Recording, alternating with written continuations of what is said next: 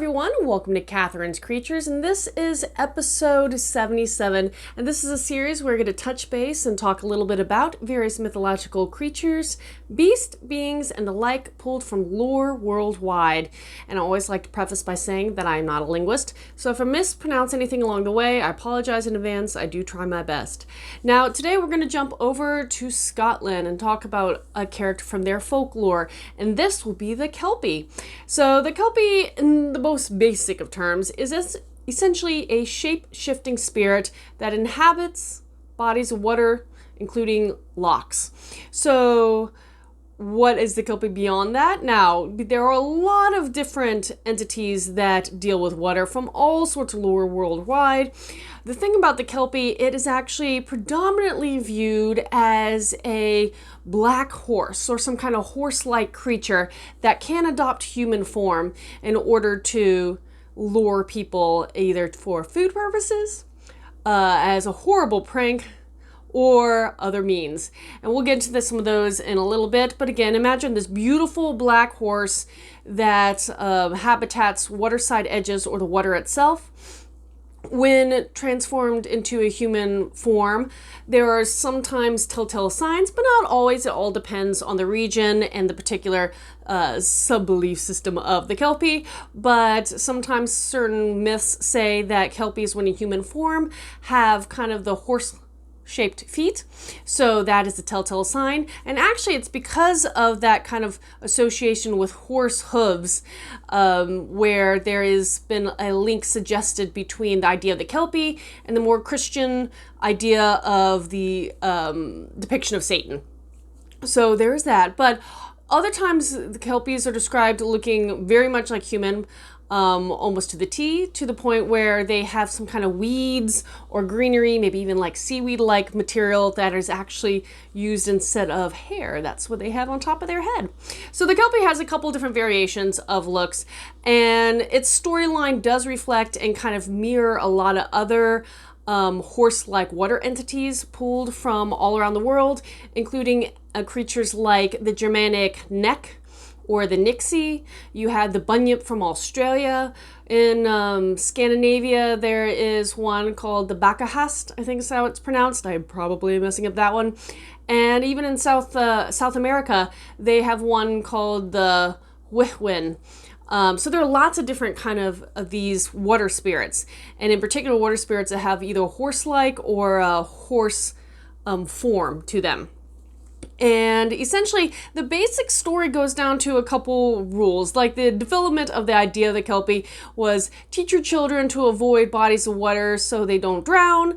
To the other side of it, where it's teach your young daughters, these young women, to be wary of mysteriously attractive men who they are not familiar with. So those are kind of like the rules of thumb and the reasoning why these stories developed.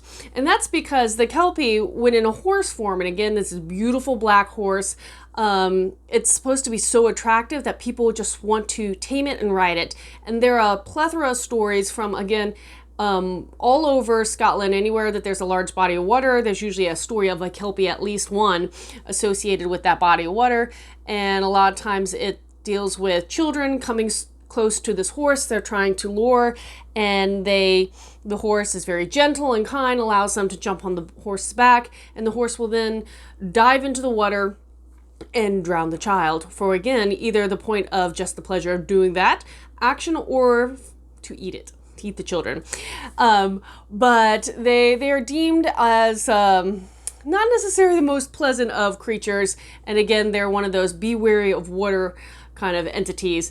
Beware of what you see in being lured into dangerous waters.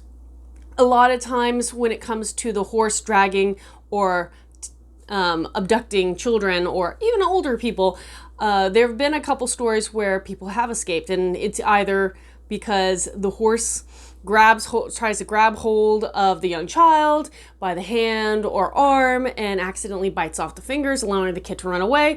Or even there was a story where someone actually purposely cut off his own finger in order to escape the grip of the Kelpie, who actually was dragging him into the water using his teeth versus riding on the back of the horse. Now, again, going back to the other side of things, Kelpies are shapeshifters. They can turn into human form. Now, predominantly, the stories of Kelpies in human form, they're male. But there have been a few where there have been female Kelpies out there. But for the most part, when you hear a story of a Kelpie, you're thinking of a male entity. And when they transform into a very attractive young man. And again, goes back to the whole seducing women.